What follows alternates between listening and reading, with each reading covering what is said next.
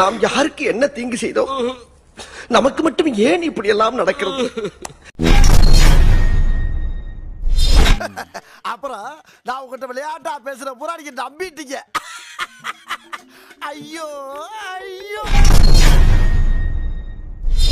காலையில என்ன விளையாட்டு காட்டுறாங்க, எப்படி எல்லாம் சோதிக்கிறாங்க. பொழுது விடிய விட மாட்டேங்கிறாங்களே ஐயா. உன்ன மாதிரி அங்கங்க அடமொழி வச்சு வாழ்ற வழி இல்ல. நாங்க ஆண்டாண்டு காலமா பரம்பரை அடமொழியோட வாழ்ற குடும்பம்டா.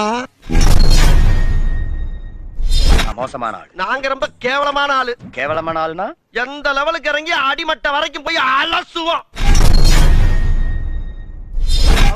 வர்றேன் பூரா மொத்தமா என்னையவே குறி வச்சு வந்தா நான் என்னடா பண்றது?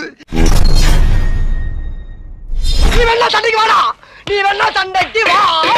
வாடா, வந்து வாடுறா, வந்து வாடுறா, வா. நீ வேணா சண்டைக்கு வா. வாயில வசம்ப வச்சு தேய்க்க, வாய்க்கால தண்ணி வந்து வாயை கூப்பிடுடா. எடுபட்ட வேலை போகும்போது எங்க போறேன் கேட்கிறேன், விளங்க மாடா. போடா போய் வேலை வெட்டி இருந்தா பாருங்கடா.